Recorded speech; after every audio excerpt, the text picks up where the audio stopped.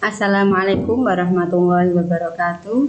Anak-anakku yang solihah yang Ustazah sayangi, bertemu kembali dengan Ustazah Husnul ya. Pada kesempatan hari ini kita akan belajar pelajaran fikih bab sholat bagi orang yang sakit. Sebelum pelajaran kita mulai, mari kita membaca basmalah bersama-sama agar pembelajaran pada pagi hari ini mendapat ridho dari Allah Subhanahu wa Ta'ala. Bismillahirrahmanirrahim.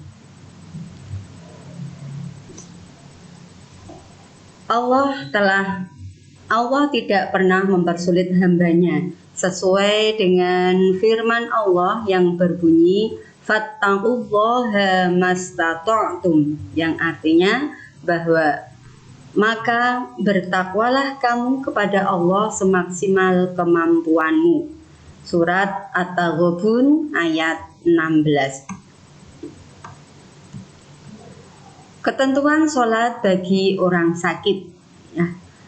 Anak-anak perlu diketahui bahwa sholat itu termasuk rukun Islam yang kedua, di mana sholat merupakan kewajiban bagi seorang muslim, baik muslim laki-laki maupun muslim perempuan. Nah, sholat ini tidak boleh kita tinggalkan dalam keadaan apapun. Jadi, dimanapun, kondisi apapun, kita tidak boleh meninggalkan sholat, karena sholat hukumnya adalah fardu ain ya.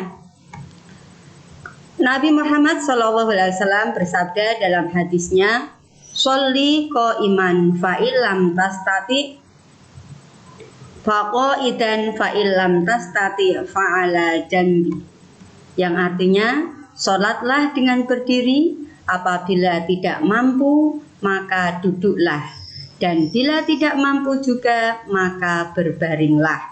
Hadis riwayat Al-Bukhari.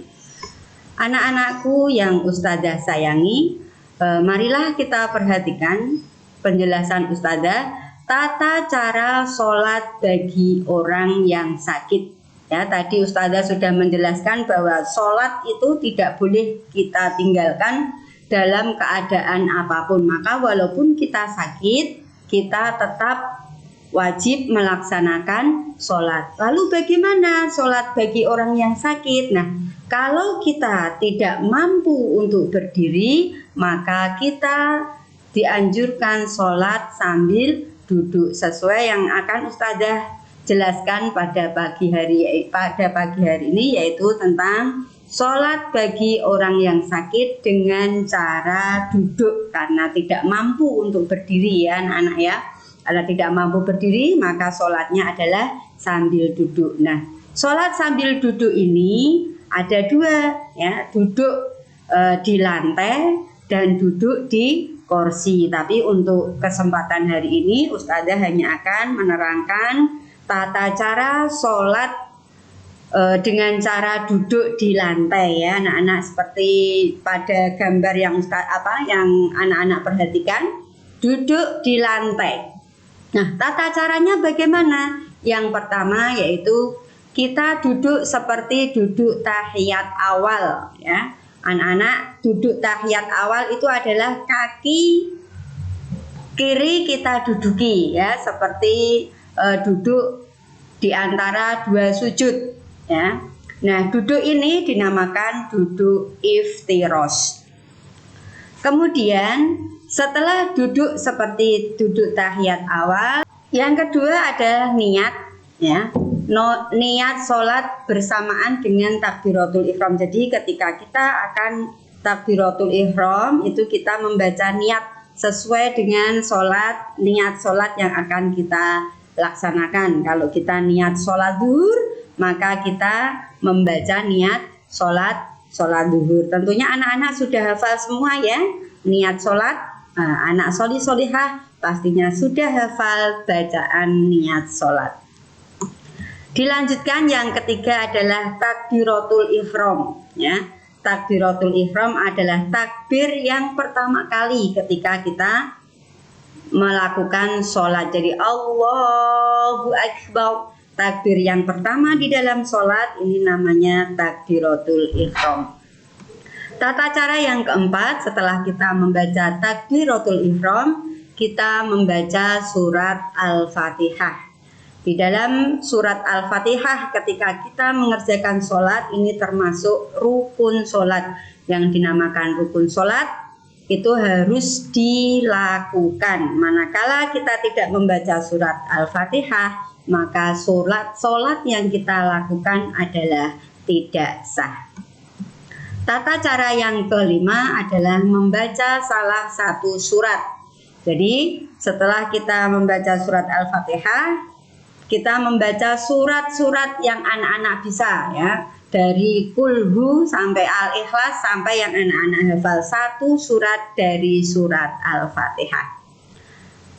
Untuk yang keempat, ya, tata cara sholat dengan duduk yang keempat adalah ruku. Nah, ruku ini kita melakukannya dengan cara menundukkan kepala dan bahu, ya. Tidak seperti rukuk seperti anak-anak sholat dengan berdiri, ya.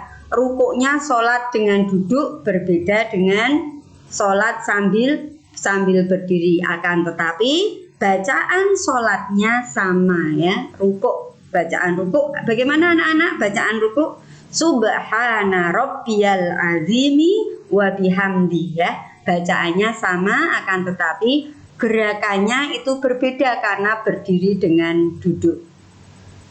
Kemudian yang ketujuh adalah iktidal, ya. Iktidal adalah bangun atau bangkit dari rukuk, ya. Bangkit dari rukuk atau kita seperti semula, ya. Anak-anak bisa melihat gambar yang nomor 1, ya. Iktidal bagi orang yang sholat sambil duduk, ya. Sami Allahu liman hamidah. Nah, itu posisinya sama ketika akan memulai sholat. Yang ke-8 adalah sujud 2 kali, ya anak-anak, ya. Sama, kalau anak-anak sholat sambil berdiri, sujudnya 2 kali. Sholat sambil duduk juga sujudnya 2 kali sambil membaca bacaan Subhana rabbiyal a'la wa bihamdi. Kemudian tata cara yang ke-9 adalah duduk tasyahud awal, ya, seperti duduk di antara 2 sujud, ya anak-anak. Dilihat anak-anak bisa kakinya, ya, tumpuan kaki kiri itu masih diduduki, ya. Kemudian kaki kanannya jari-jarinya adalah memancat. Kemudian setelah tahiyat awal itu di situ ada bacaan asyhadu alla ilaha illallah. Nah, ini posisi telunjuk. Anak-anak melihat gambar, ya. Posisi telunjuk adalah menunjuk diluruskan dengan lutut, ya. Telunjuk lurus dengan lutut. Ini adalah syariat yang diajarkan oleh Rasulullah. Yang ke-10 adalah tahiyat akhir.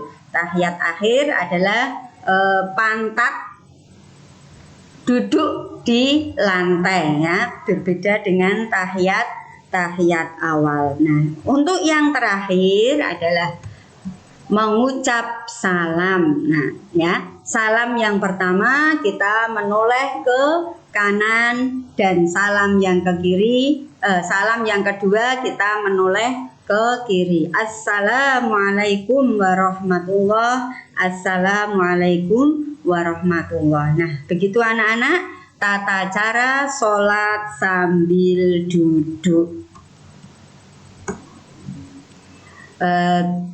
Demikian yang dapat Ustazah sampaikan, semoga bermanfaat. Dan pesan dari Ustazah, anak-anak walaupun di rumah tetap dijaga sholatnya, ya, tidak usah nunggu dioyak-oyak oleh ayah bunda, Ketika mendengar suara azan, bergegaslah untuk melaksanakan sholat fardu. Terima kasih, sekian dari Ustazah. Wassalamualaikum warahmatullahi wabarakatuh.